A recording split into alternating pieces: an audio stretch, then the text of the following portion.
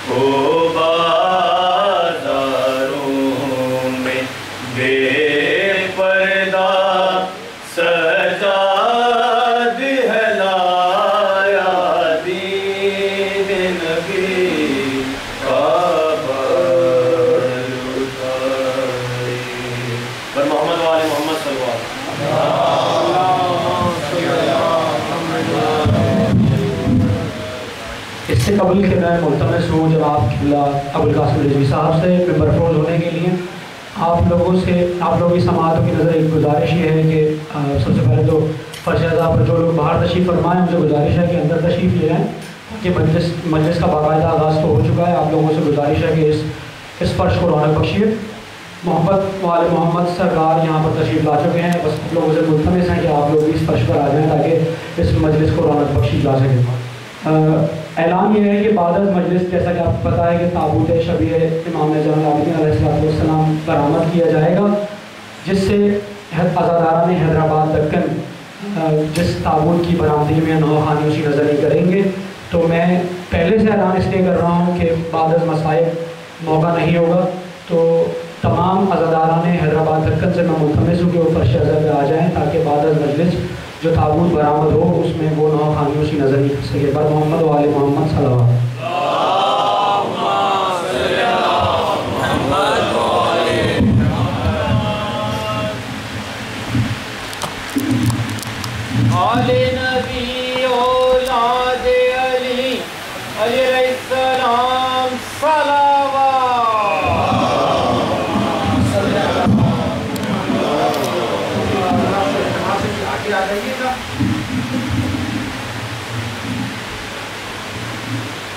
एक मरतबा सूरह हम और 3 मरतबा सूरह इखलास की तिलावत करके अमवात मोमिन मोमिनात शोहदा इस्लाम बिलखुसूस मरहूम व मक़बूर सैयद राहिल हैदर रिजवी के पिछले साल इन अय्याम अज़ा में वो हमारे साथ इन्हीं मजलिसों में मौजूद थे, लेकिन आज वो अइम्मा की बारगाह में वहाँ मजलिसें सुन रहे हैं, वहाँ शरीक हैं। बानिए तहरीक आज़ादारी यहाँ के लिए बड़ा काम किया मरहूम ने, खुदा मरहूम के दर्जात बुलंद करे। तो गुलदस्ता मातमी राहिल हैदर रिजवी कि जिसकी तरफ से इस शबेदारी का एहतमाम भी किया गया है और इंशाअल्लाह ये सिलसिला आइंदा भी जारी और सारी रहेगा। सूरह हम और सूरह इखलास की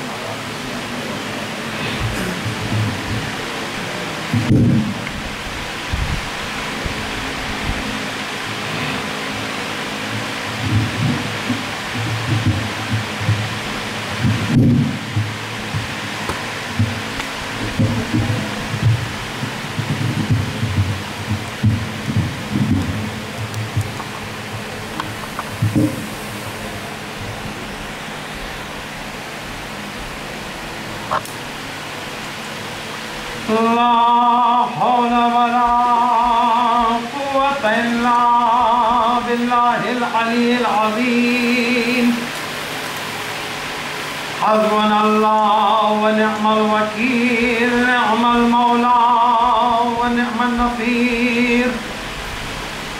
अऊज़ु बिल्लाहि मिनश शैतानिर रजीम। बिस्मिल्लाहिर रहमानिर रहीम। अल्हम्दुलिल्लाहि रब्बिल आलमीन वस्सलातु वस्सलामु अला अशरफिल अंबिया वल मुरसलीन रहमतन लिल आलमीन और रसूलिल मुसद्दद अल मुस्तफा अल अमजद अल महमूद अल अहमद अबिल क़ासिम मुहम्मद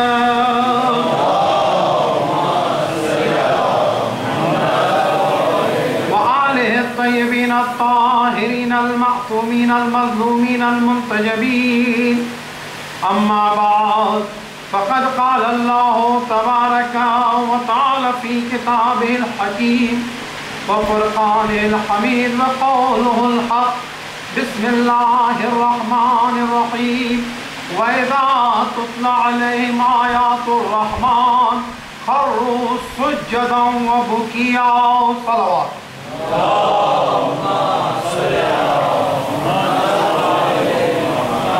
इस आय करीमा के ज़ैल में मुसलसल आप मेरी मजलिसें इमाम बारगाह में भी और जो घरों में हो रही हैं सुनते चले आए हैं। तर्जुमा करके गुफ्तगू को आगे बढ़ाऊंगा कि सूरह मरियम की आयत 58 के जिसकी मुसलसल तिलावत की जा रही है उसमें खुदावंद तआला इरशाद फरमा रहा है कि और जब उनके सामने रहमान की आयतों की तिलावत की जाती है तो वो रोते हुए सजदे में गिर जाते हैं। सजदा और गिरिया ये दो मुतज़ाद चीज़ें नहीं और इनका इश्तिराक देखिएगा कि कुरान मजीद ने यहाँ बताया कि जो कमाल है वो ये है कि सजदा और गिरिया था। मैंने पिछली मजलिस के अंदर ये साबित किया था कि जितने अंबिया जितने पैगंबर गए हैं उन्होंने इमाम हुसैन की आज़ादी यानी तारीख का वाहिद मजलूम वाहिद शहीद कि जिसकी आज़ादारी वाक़े के रोनमा होने से पहले हुई, वाक़े के रोनमा होने के बाद हुई और क़यामत तक हुई। अच्छा, क़यामत तक होती रहेगी, यहीं पर ख़त्म नहीं करूँगा बल्कि एक जुमला आगे बढ़ के कहूँगा कि क़यामत के बाद भी आखिरत के अंदर भी अज़ाए हुसैन है। इसलिए क्योंकि जन्नतियों की जो तसल्ली का सामान है वो अज़ाए हुसैन। तो मैंने कुरान और हदीस से यह साबित करने की कोशिश की थी। आइए अब खर्रू सुज्जदों वो बुकिया यानी वो रोते हुए सजदे में गिर जाते। اب آئیے کئی مرتبہ یہ سوال ہوتا ہے کیا آیا عزاداری اصول دین میں ہے یا عزاداری فروع دین؟ پھر یہ سوال ہوتا ہے کہ آیا عزاداری واجب ہے یا سنت؟ پہلا مسئلہ کہ آیا عقیدے میں ہے یا عمل میں؟ دوسرا مسئلہ یہ ہوتا ہے کہ اگر عمل میں ہے تو عمل میں یہ کس جگہ پر ہے، واجب ہے یا سنت ہے؟ اگر واجب نہیں ہے تو سنت ہے، تو اتنی تاکید کی کیا ضرورت ہے، اس پر اتنا زور دینے کی کیا ضرورت ہے؟ یہ تمام مسائل ہیں، ان کو آج کی مختصر سی نشست میں ختم کرنا ہے۔ دین دو چیزوں کا نام ہے، ایک کا نام ہے عقیدہ، دوسرے کا نام ہے عمل۔ ایک کا نام ہے عقیدہ، دوسرے کا نام ہے عمل۔ عقیدے میں پہلے ہے توحید، پھر ہے عدالت، پھر ہے نبوت، پھر ہے امامت، پھر ہے قیامت۔ اب آپ یہ دیکھیے گا، یہ ہے 5 عقیدے۔ اب آپ یہ دیکھیے گا آیا عقیدے میں امامت ہے یا نہیں ہے؟ آیا عقیدے میں امامت ہے یا نہیں ہے؟ تو ہر مومن یہ جواب دے گا، ہر شیعہ یہ جواب دے گا کہ عقیدے میں امامت ہے۔ اگر امامت نہ ہو تو پھر اس کے بعد دین مکمل نہیں ہے۔ تو پتہ چلا امامت عقیدے کا حصہ۔ اور آگے بڑھتے ہیں، اگر امامت عقیدے کا حصہ ہے تو اس کا مطلب یہ ہے کہ ہماری عزاداری جو ہے دین سے وابستہ ہے۔ آئیے اب عمل کی طرف آتے ہیں۔ عمل میں نماز ہے، عمل میں روزہ ہے، عمل میں حج ہے، عمل میں خمس ہے، عمل میں زکوٰۃ ہے، عمل میں جہاد ہے، عمل میں امر بالمعروف ہے، عمل میں نہی عن المنکر ہے، عمل میں تولا ہے، عمل میں تبرع ہے۔ یہ 10 چیزیں۔ اب ان 10 چیزوں کا نام ہے دین۔ کربلا میں جب حسین یزید کے مقابلے پر گئے، یزید کا لشکر نمازیں پڑھتا تھا، یزید کا لشکر روزہ رکھتا تھا۔ یعنی ہم یہ جانتے ہیں کہ حسین نے بتایا کہ اگر دین کو چھوڑ کر نماز ہو تو وہ نماز قابل قبول نہیں ہے، اگر اہل بیت کو چھوڑ کر روزہ ہو تو وہ روزہ قابل قبول نہیں ہے۔ حسین نے بتایا خرو سجدہ وہ کیا، سجدہ اور گریہ کتنے مرتبط ہیں، کتنا مضبوط رشتہ ہے، پر اسی کو آج ثابت کرنا ہے۔ مل کر سلوات پڑھے گا بابا بلند، تھوڑا آگے آ جائیے تاکہ بار بار یہ ڈسٹربنس کا سلسلہ بھی نہ رہے۔ ایک مرتبہ اور سلوات پڑھے گا، تھوڑا آگے آ جائے گا تاکہ خلل نہ رہے۔ ایک مرتبہ اور سلوات۔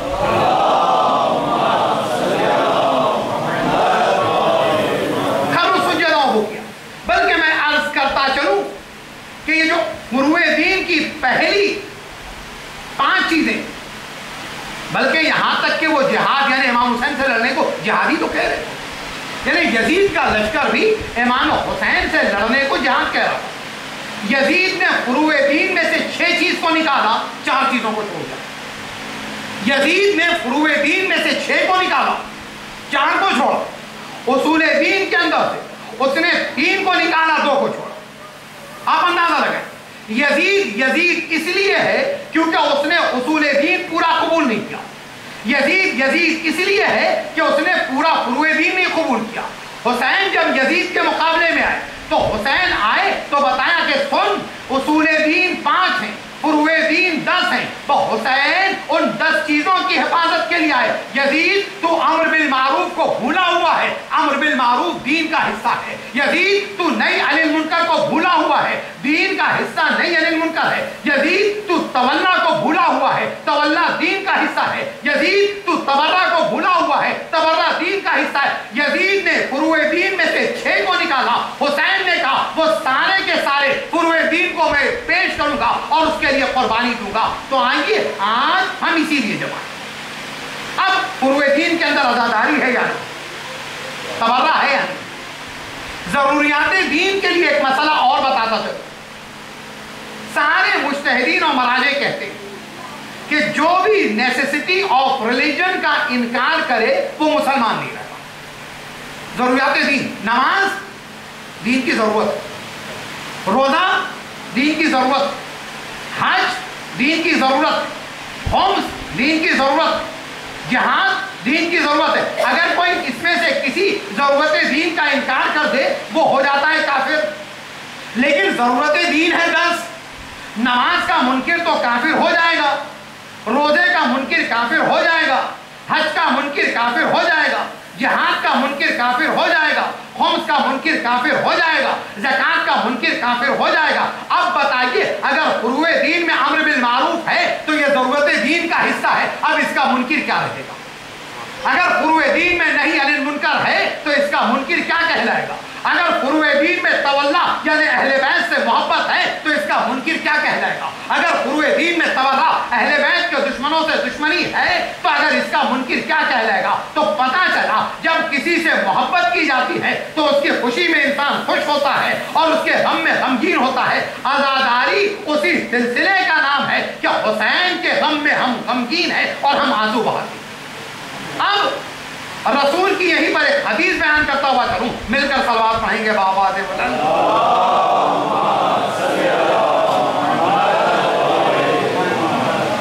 یقیناً ایک مجلس اور اس کے بعد نماز اور اس کے بعد اب منتشر مجمع کو سمیٹنا اور اس کی توجہات کو سمیٹنا. یقیناً آپ پوری توجہات اگر یہاں مبذول رکھیں گے تو جو بدھ کا جو ویڈنسڈے کا سلسلہ تھا اسی سلسلے سے جڑ جائیں گے اور گفتگو آگے پہنچ پائیں گے.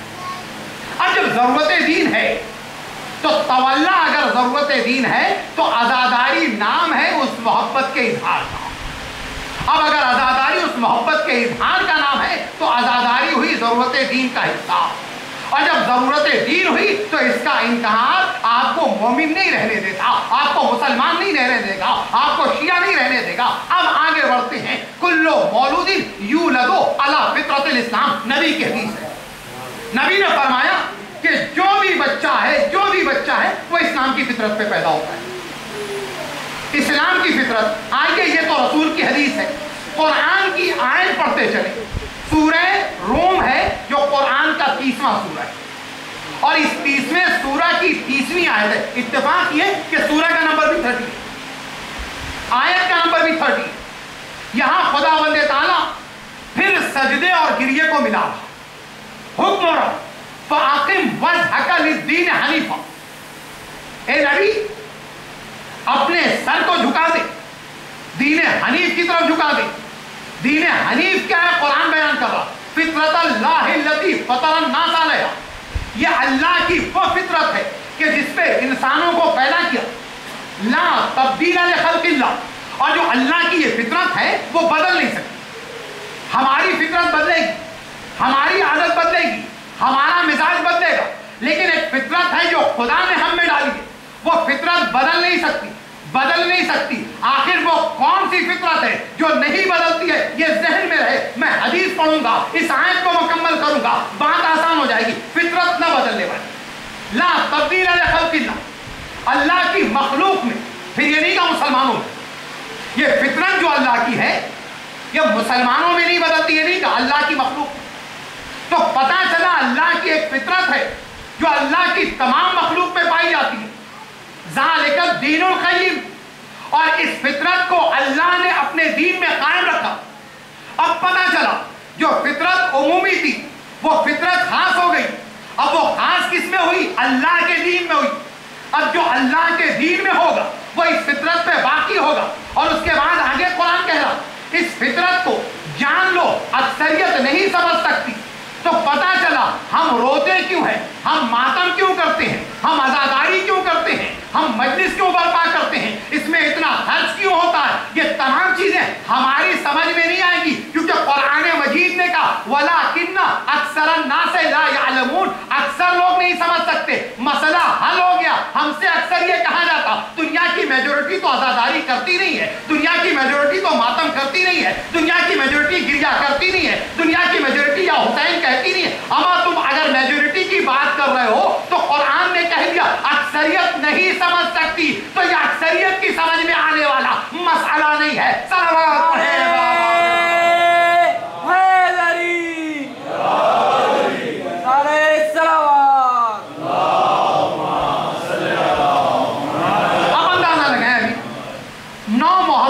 پاکستان کا جیو ٹی وی, آج ہی میرے ایک بھائی نے بتایا, ایک کلپ جو لوگوں پر یوٹیوب کے ذریعے لوگوں تک ای میل بھی کی گئی, اس نے کو لوگوں نے دیکھا.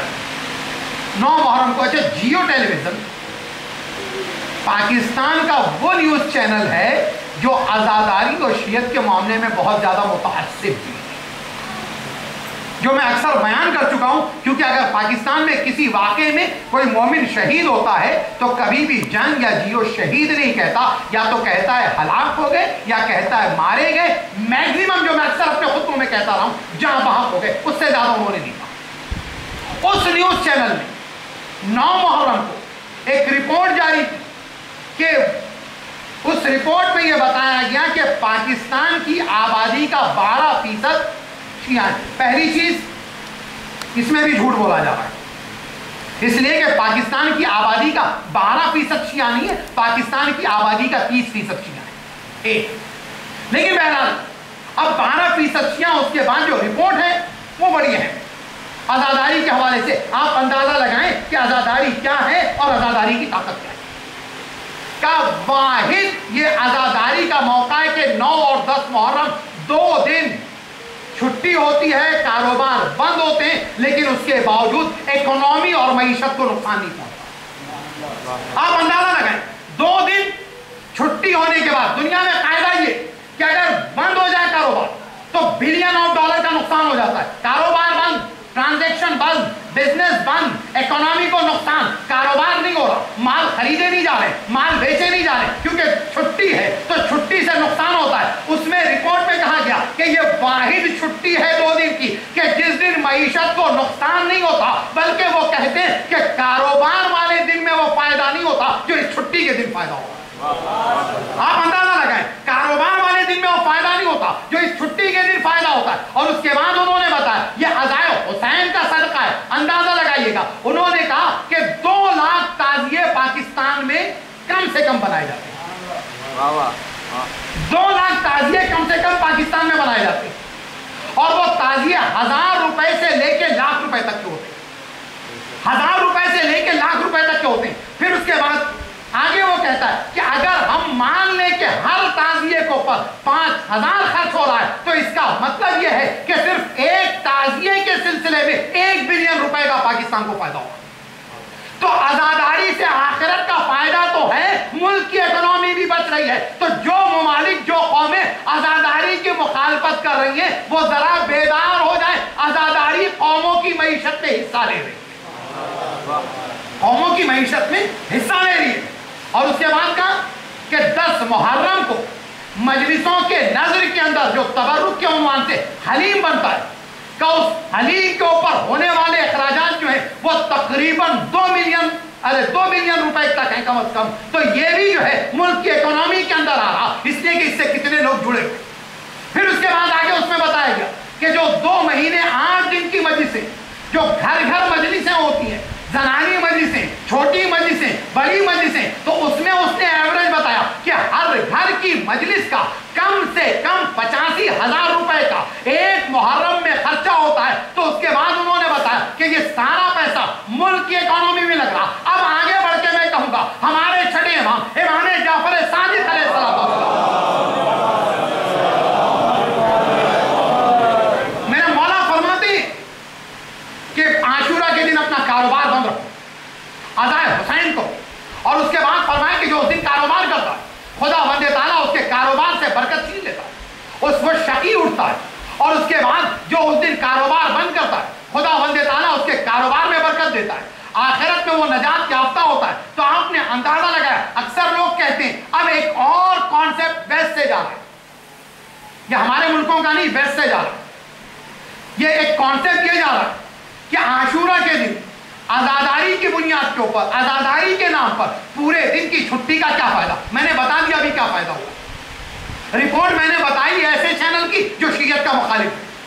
अब आप ये देखिएगा कहा जाता है कि इस आजादारी से, छुट्टी से क्या फायदा। अगर हम काम करेंगे, घर पैसा आएगा, इमाम उससे खुश होंगे, नेकी में खर्च हो जाएगा। नहीं अजीजों, इमाम ने फरमाया ये दिन महज अज़ा का है, लिहाजा पूरा दिन अज़ा इमाम हुसैन करते। ज़ालिका दीनुल क़य्यिम, अल्लाह ने दीन को कायम रखा है। किस चीज पर कायम रखा? अज़ाए इमाम हुसैन पर कायम रखा है। सलावत पढ़ें बाबा दे। अब आइए नबी की हदीस इस आयत से जुड़े और नतीजे तक पहुंचे। उसके बाद मैं बताऊंगा हमारे तमाम इमामों ने अदा की, पैगंबरों की आज़ादारी बता चुका पिछली मस्जिद। अब आप ये देखिएगा, रसूल ने फरमाया हर बच्चा इस्लाम की फितरत पे होता है। अब आइए हम हर अस्पताल जाएं, हर घर जाएं, मुसलमान का घर, हिंदू का घर, यहूदी का घर, ईसाई का घर, बुद्धिस्ट का घर, हर घर जाइए, देखिए बच्चा पैदा होने के बाद क्या करता है। बच्चा पैदा होने के बाद क्या करता है? सज्जा कर रहा होता है, हरे रामा हरे कृष्णा कह रहा होता है, या अल्लाह कह रहा होता है, कलमा पढ़ रहा होता है, जिक्र कर रहा होता है, जीसस क्राइस्ट कह रहा होता है? क्या नहीं? तो फिर क्या कर रहा होता है? क्या दुनिया में किसी भी मजहब और मसलक का बच्चा हो, जब पैदा होता है तो पैदा होने के बाद एक ही काम करता है और वो है गिरिया। हर पैदा होने वाला बच्चा रोता है। बस कुरान ने कहा फितरत इस्लाम पर कायम रहो, नबी ने कहा हर बच्चा फितरत इस्लाम पर पैदा होता है। तो इस्लाम की फितरत है रोना। तो अब इस्लाम की फितरत अगर रोना है तो पता चला कि हम आज तक इस्लाम की फितरत पर बाकी है। जिन्होंने रोना तर्क कर दिया वो इस्लाम की फितरत के बाकी हो गए।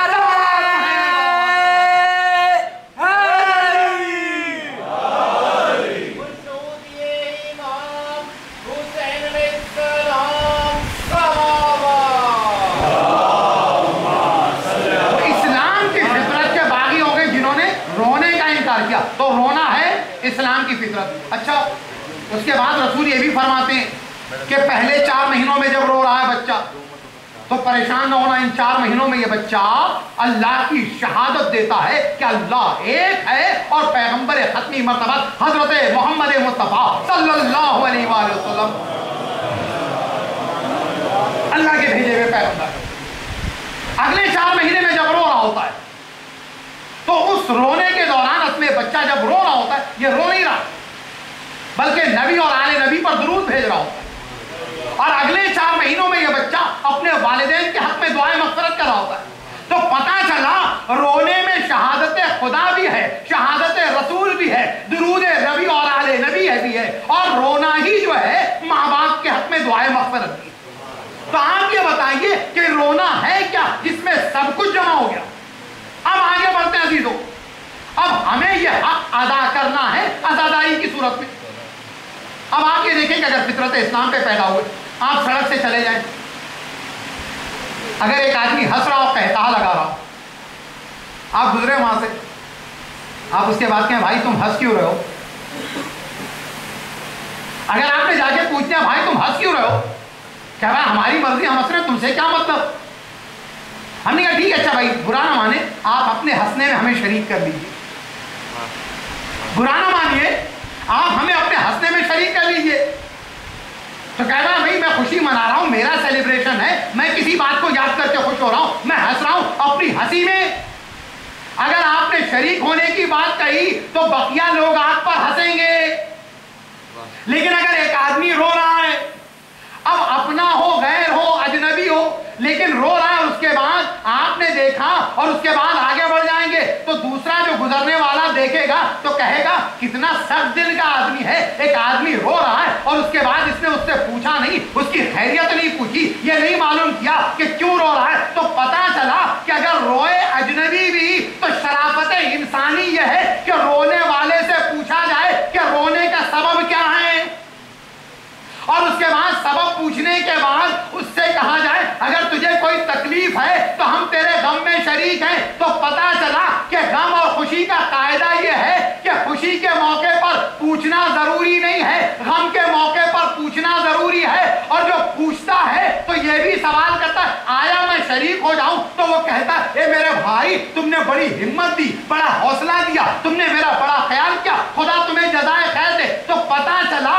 कि गम में शरीक होना शराफत इंसानी है, गम में शरीक होना शराफत इंसानी है। अब आगे बढ़ के एक बात और कहता हुआ चलूं, अगर गम में शरीक होना शराफत इंसानी है तो अगर एक गम हो, उस गम को जो नबी का गम हो, जो अली का गम हो, जो नबी के घराने का गम हो, जो फातिमा के लाल का गम हो, तो इस गम में शरीक होना कितनी बड़ी शराफत इंसानी होगी। बल्कि शराफत इंसानी नहीं, दीन की जरूरत है, दीन का हिस्सा है, उसूल भी है, फुरू भी है। सलावत पढ़ें बाबा से बुलंद।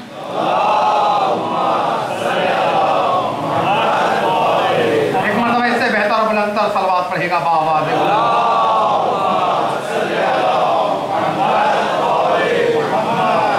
अब आप देखें कि मौला ने सलाम कहलवाया। मैंने जो वजूब की बात की, मौला ने सलाम कहलवाया। اب یہاں سے اگر لوگ باہر نکل رہے ہیں، ایک دوسرے سے مل رہے ہیں، جڑ رہے ہیں، سلام کرنا ضروری تو نہیں آپ کے لیے؟ ہاں، مومن سے ملے تو سلام کر لے، مستحب ہے، واجب نہیں آپ کے لیے۔ لیکن جب کسی نے سلام کر دیا تو سلام کا جواب کیا ہے؟ سلام کا جواب واجب۔ آج تک کے بحث ہے کہ عزاداری سنت ہے یا واجب، عزاداری کرنی چاہیے یا نہیں کرنی چاہیے، عزاداری کے لیے کتنی تاکید ہے۔ بعضیتوں ایک چیز میں 2-3 مثالوں کے بعد رحمت تمام کروں گا۔ مولا امام حسین نے چوتھے امام کے ذریعے ہم تک سلام پہنچایا، کہا اے میرے لال، میرے شیعوں کو میرا سلام کہنا۔ حسین کا یہ سلام تھا، سلام کا جواب واجب ہے۔ ہر سال جب محرم آتا ہے تو ہم فرش ادا بچھا کر، مجلس کر کے، ماتم کر کے، سینہ زنی کر کے حسین کے اس سلام کا جواب دیتے ہیں، اور جواب ہے واجب۔ جب جواب واجب ہے تو عزاداری ہے وجوب۔ دوسرا مسئلہ، اب آئیے کسی نے آ کے مولا امام جعفر صادق علیہ السلام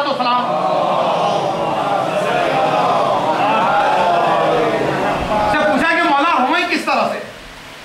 اگر وحید خراسانی کا درس جو میں نے 10ویں کی مجلس میں بیان کیا تھا اور بات ادھوری رہ گئی، علماء کا درس ہے، خطبہ کا درس نہیں ہے۔ علماء کا وہ بھی درس خارج عام مجلس نہیں ہے، درس خارج میں آیت اللہ وحید خراسانی پوری تقریر ازائے امام حسین کی فضیلت افادیت پر بیان کر رہے ہیں، اور اس کے بعد آیت اللہ وحید خراسانی کہتے ہیں کہ یہ کون تم سے کہتا ہے کہ دل ہی دل میں رہو؟ بہت ناراض ہو، کہتے ہیں تم سے یہ کس نے کہہ دیا کہ اپنے آنسوؤں کو روک لو؟ وہ کہتے ہیں تم سے کس نے کہہ دیا کہ ایتھکس یہ ہے کہ بآواز بلند نہ رو؟ اس کے بعد کہتے ہیں کہ امام نے تو کہا صیحہ کرو، صیحہ کے معنی ہے بآواز بلند۔ اس کے بعد کہتے ہیں صیحہ کے معنی چیخ چیخ کر، بھلک بھلک کر رونے کا، اس طرح رونے کے۔ اب آئیے، میں نے آغا وحید خراسانی کی ایک مثال دی، ان کی تقریر کی، میں نے آج وعدہ کیا تھا بہت مختصر کرتے ہوئے، شہادہ معصومین نے، میں نے پہلے اس دن کی مجلس میں بتایا تھا، انبیاء نے عزاداری کی، شہادہ معصومین کی عزاداری بہت مختصر۔ رسول خدا صلی اللہ علیہ وآلہ وسلم 14 معصومین کی عزاداری سنیے گا۔ رسول کی گود میں ام الفضل کہتی ہے کہ امام حسین رسول کی گود میں، امام گود میں ہے، رسول پیار کر رہے ہیں اور روتے جا رہے ہیں۔ عزیزو، پیار کرتے وقت اظہار خوشی کا ہوتا ہے، رونے کا نہیں ہوتا۔ کربلا کا واقعہ ہوا نہیں ہے، رسول رو میں ام الفضل نے پوچھا کیا رسول اللہ آپ کو کس بات نے رولا دیا؟ کہ ام الفضل ابھی جبرائیل خبر دے گئے ہیں میرا نواسا بھوکا اور پیاسا بے دردی سے ذبح کیا جائے گا، اس مصیبت کو یاد کر کے رونا۔ سنت نبوی اگلی منزل، میں نے اس دن کے مجلس میں پڑھ دیا کہ ولادت ہوئی، شہزادی کو جب خبر ملی شہزادی رونے لگی۔